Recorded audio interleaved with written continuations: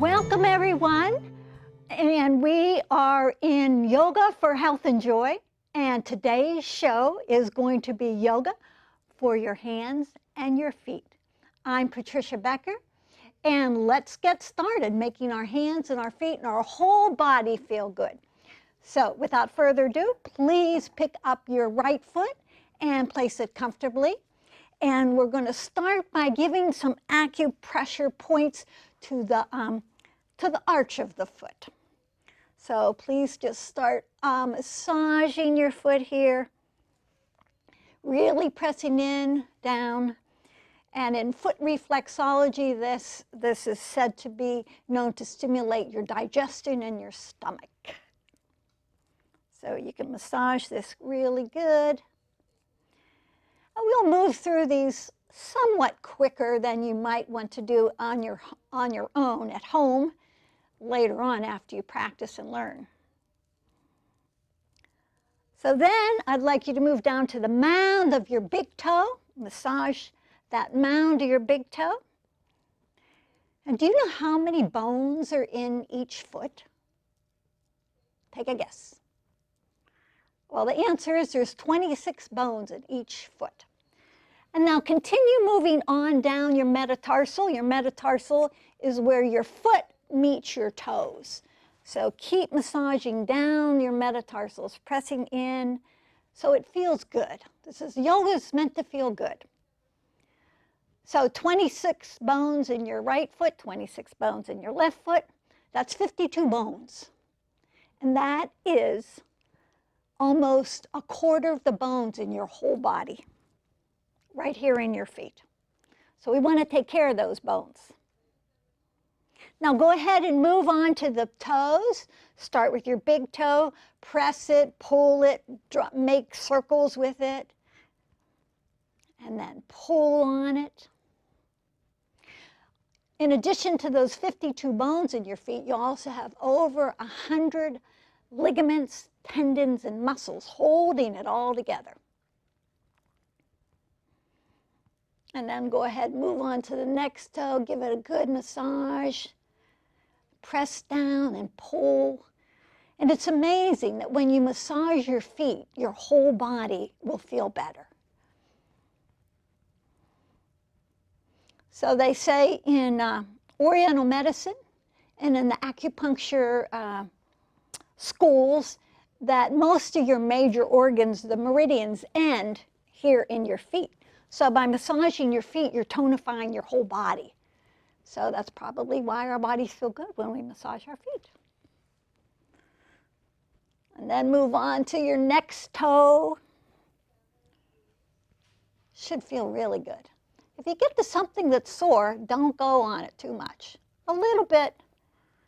You might feel a little tenderness, that's okay. But not too much. Maybe there's something not good. And now, see if you can get a hold of the outsides of your heel. And they say that this is related to our sexual organs.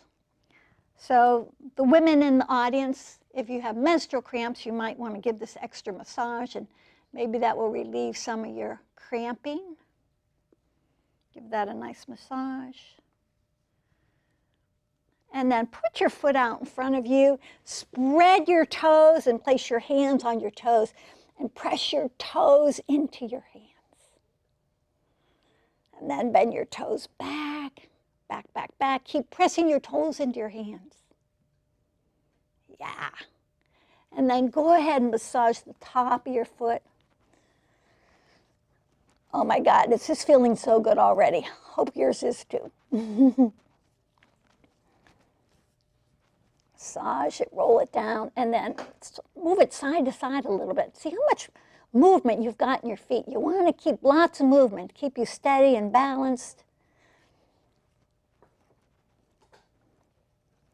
And now it's feeling better already. I want you to pick up your foot. You can hold it like this, and then point and flex, point and flex. Spread your toes as much as you can. Point, flex. And then there's a word I'm going to teach you. This is pointing This is flexing, and then we want to floint. So you do both. Activate your whole foot, front and back, and then that also activates your ankles and keep your ankle and your shin strong. Okay, we'll set that down. And we'll pick up the left foot and start by massaging the arch of your foot. Oh, wait a second. Pause and feel. Pause. Does your one foot feel better than the other? Hopefully. I bet it does. Okay, now we'll go to the left foot. It's always fun to take a little pause in between and feel the difference. It's really good to massage the feet. Just stimulates the whole body. I mean, our feet walk around. How many miles have you walked on your feet? Hundreds? Thousands? Maybe you're a skateboarder or a skier. I mean, your feet are cramped in shoes all day long. It's good to spread them out and give them some love, some TLC. Okay, so now we'll move to the mound of the big toe. Really give it a good massage, and you can get on the top too, if that seems accessible. Some people have plantar fasciitis and different issues with the feet. This will help. Your feet become more limber, more loose, more flexible, more adaptable. And then keep going down along your metatarsals where your foot meets your toes. That's a really good area. Or your stomach, your spleen, your heart, your pancreas, your liver. Some of those meridians end right there. Give it a good massage. And then go ahead and we'll move on to the big toe. Press down on the mound of your big toe. Pull. And then the next toe. You can put it in circles, take it in circles both ways. Press, press, press, and pull. It's good to take time just to be with your body and give your body love. Self-care is your best health care. You can also get somebody to do this for you. You could maybe go to somebody who does foot reflexology, maybe ask your boyfriend, your girlfriend, your husband, your wife, or just a friend. You could do foot massage exchanges. And then you should be getting about to your little toe by now. And then go ahead and get the heel. So I made this show hands and feet. I think I should have just done feet and hands. Maybe we'll do more shows just for one of them. There's so much to cover. But like I said, you can go ahead and do it longer later on your own. Massage that heel area, the outer heel. And then spread your toes nice and wide. The more you practice spreading, the wider they'll go. And then press your toes into your hands into your toes. Press them back. Keep pressing, spreading. And then we'll massage it like this. The top of the foot, all those muscles. You know, sometimes I feel little muscles coming out of place in my bones. Well, sometimes, maybe 3 times in my life. But one time it happened and a friend just pulled on my foot and it went right back. That was really a wonderful thing that happened. It was another yoga teacher friend. So massaging the whole top. Wiggle your foot, try to get some flexibility in there. And then hold up here. Hold your leg up and point. Stretch out the front of your foot and then flex the front of your ankle, the back of your ankle.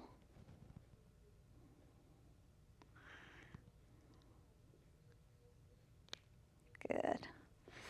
And then now you've got 2 feet that feel good. Isn't that great? Stretch them out one more time. Spread your toes. Take them straight up to the sky. And point. And then flex. And then floint, your new word. A combination between flexing and pointing, flointing. There we go. Okay.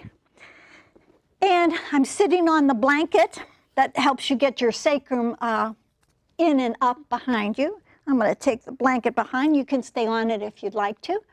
And swing your legs to the side now. Place the top foot in the arch of your bottom foot. You press it down, and we'll just take a nice little twist here. And your arch is the top of your foot is massaging the arch of the bottom foot, and turn. Turn from your belly, lift through your spine.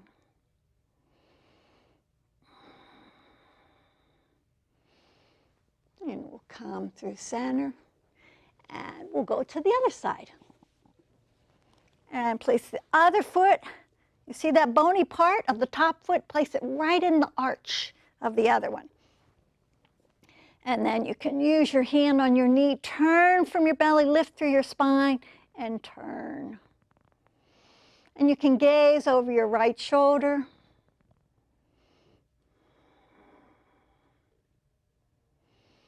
And come on back. Good. And now we're going to come on to our feet, sitting on our feet. I'm going to show you on the sideways so you can see. This is called Vajrasana, also called thunderbolt pose because you want to bolt right out of it. When I first started doing this, I couldn't do it for very long at all, like maybe a few seconds. And then little by little, your toes get stronger and stronger, and it starts to feel good. So you can practice doing this, and if it gets a little uncomfortable, you can sit down like that, and then come on back up to your toes. Your toes will not break, I guarantee it. Even though they feel like they might, they won't.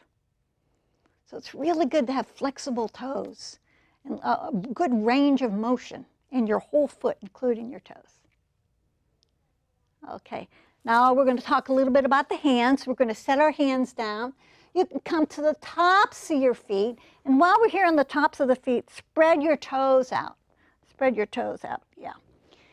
And then we're going to place our hands down on the mat. You could place your hands down on a counter if you like, and I want you to spread your fingers long, long, long.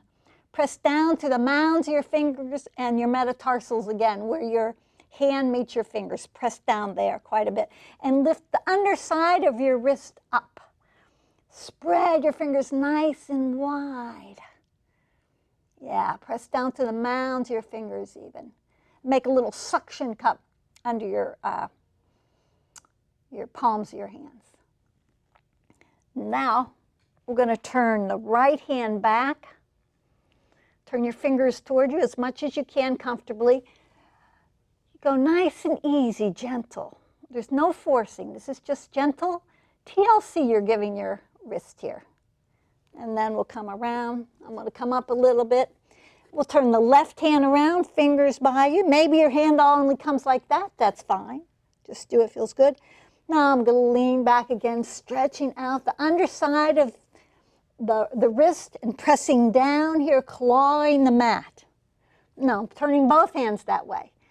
And you can lean back as much as feels appropriate for you. And the more you do it, the more stretch you get and the more flexible it becomes. So if you're just new to it, just do it a little bit, not too far. And then little by little, you can stretch more. Okay, we're coming back down here. You see my pads and my fingers pressing down. I'm going to lift my knees up and stretch out in down dog. So in down dog, you want to make sure your wrists are lined up with the front of your mat, please, always.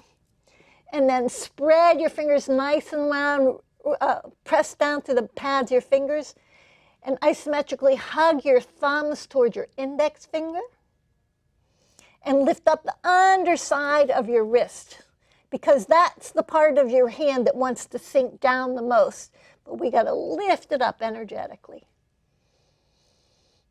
Okay, now we're going to walk my feet up to my hands. And the Sanskrit word for hands is hasta, and your feet is your padas. So we're going to bend our knees and put our hasta under our padas. And we're going to press our toes down into our feet and our whole foot down into our hands. We're going to come out. And we're going to slowly stand up. Slowly stand up. And we're going to stand on our toes. Again, making your ankles strong, stretching out different areas of your body. Let's practice balancing on your toes. I got to tell you, I have one of my favorite private clients. He's 82 years old. I've been working with him for quite a while. And now he has the habit of walking on his toes out to get his mail. Get his mail, get his newspaper. He just walks on his toes all the time. You can make a habit like that for yourself too. Okay.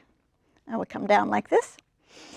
And now balancing on one foot is very strengthening to your legs. So I want you to root down through the four corners of your foot, the mound of your big toe, the mound of your little toe, the inside of your heel and the outside of your heel. Four corners. Press down to the four corners of your right foot and pick up your left leg.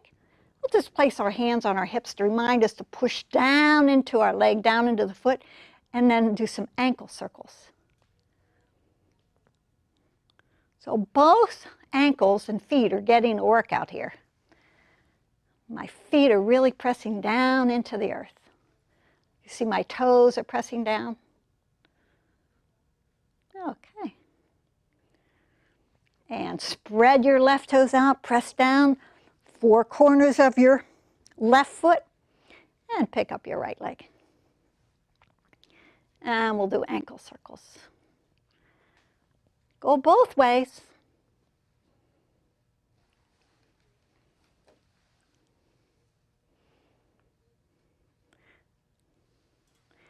If you're just getting used to balancing, you can come down low. You don't have to have it way up here if you don't want to. And we'll set this down.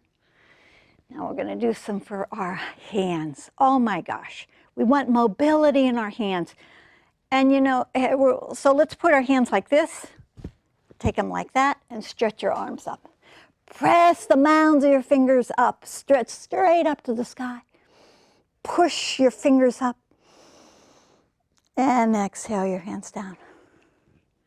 What I was going to say is a lot of us know that yoga is really good for our bodies, to release stress, to relax us, but it's for our hands too. A lot of us hold tension in our hands we're not aware of. And sometimes when you start doing yoga for your hands, you think, oh, you realize it. So cross your fingers the other way. You did it like that, your dominant way, do it your non-dominant way. And then we'll stretch them out right in front. And we're going to take them up to the sky. Stretch way up.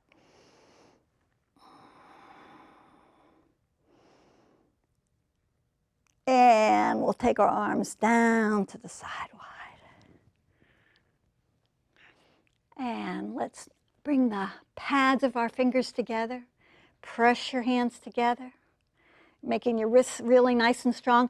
This is also very good for helping prevent or help heal any kind of arthritis one might have in their wrists or their fingers, and also prevent and help heal carpal tunnel syndrome. Good. Here's another really good one. This is one of my favorites. If you do any hand balances in yoga, handstands, side planks, lots of hand balances, here's a really good one to mediate that. So give me a high five. And then take a hold of your wrist, squeeze those muscles gently, lovingly, and then pull them down. Then make a fist and take your fist away from you.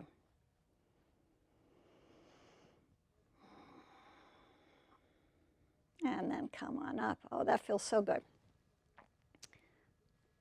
High five. Squeeze those muscles and pull down. Then make a fist and take your fist away. So a lot of us work on computers. Some people, maybe you're a gardener, maybe you do a lot of pruning. So you want to keep a lot of movement in your hands so it's not that repetitive action. Maybe you're up like a pruner, computer, cook. You just got to bring energy, mobility. Motion is the lotion. for your whole hands. Let's do some wrist circles. So we did ankle circles, and we're going to do wrist circles.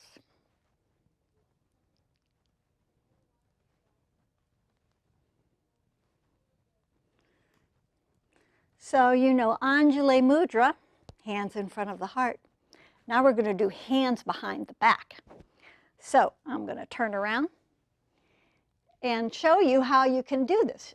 Take your one hand up behind you, and then take the other hand up behind you, and just see if you can start scooching it together. Hands together. This is very good for the wrists. Even if you don't achieve the full hands together behind you, you're still getting benefit by attempting it, by practicing it. Every effort helps. And we'll slowly release, and I'm going to say it one more time. You can hold these poses longer, play this again, pause it, or just pick some poses you like and do it on your own tomorrow and the next day. Here's another really good one for the wrists. We're going to stretch our arms out, way out, stretch out through your fingers. Even imagine you're sending your light and love out your fingernails. And then take your right arm up to the sky, keep stretching, and then take your left thumb down. And we're going to take our right hand behind us, and thumbs down, take this hand behind you. So it's similar. This is strengthening the wrists. And it doesn't matter, like I said, if you touch. It's just reaching that helps. You can also get a towel or something, or a tie, or a yoga strap. And then if you're here like this, you can press your head into your arm to take a little bit deeper. And then keep to slowly come out. And left arm up, right arm out. And we'll take the left hand behind us and thumbs up. And again, you can see behind here. Hopefully you can see behind me. Got to fix this here. There we go. All better. It does help, though, so that you can hear me. Okay. And we'll slowly come out. You want to slowly come out. Move in and out of these poses with loving awareness of your body and where it's at. So now we are going to do another toe one. We're going to come up on our toes. Balance on your toes. Bring your hands out in front. This brings a lot of strength to your ankles and to your toes.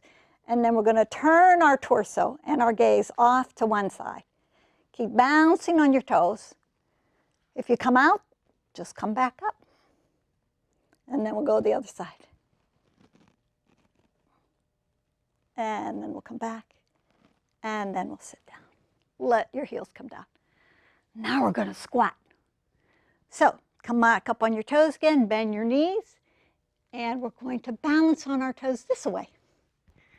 Hands in front of your heart, Anjali Mudra. Strong ankles. So if you come off the curb a little bit, it bounces right back. That's what we want. Flexibility, mobility, good range of motion. So those tendons or ligaments are holding all those bones together. Now, we're so close to the earth, yet so far away. See if you can lower your heels, and then we're going to sit down. Now we're going to take a little Shavasana just because it's a good thing to do. Turn to the side and stretch your legs out long. Let your legs fall open, and we're going to lie down.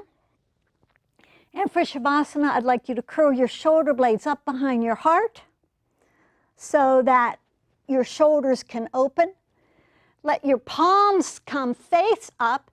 That's a gesture of receiving with your palms up.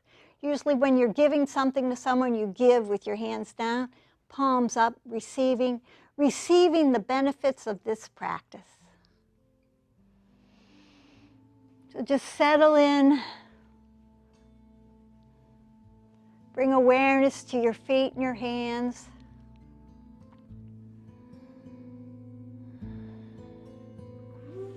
Slow, deep breathing.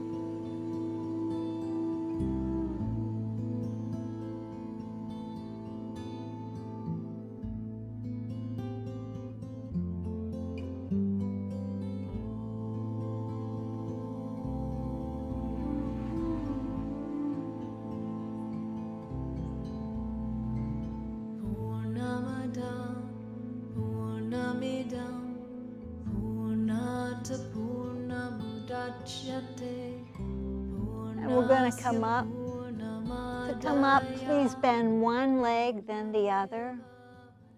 And slowly roll to your right side. We'll rest our head on our forearms for a moment.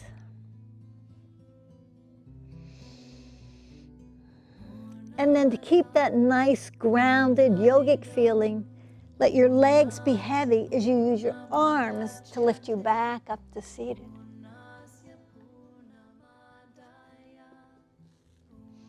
And from my heart to yours and my happy feet, happy hands to yours, namaste.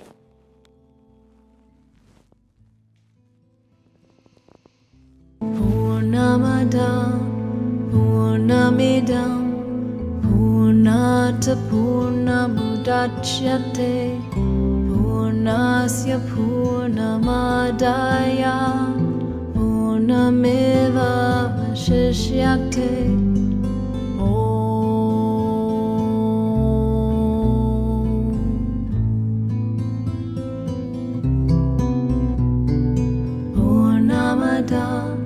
Purnamidam, Purnata Purnamudachyate, Purnasya Purnamadaya, Purnameva Vashishyate.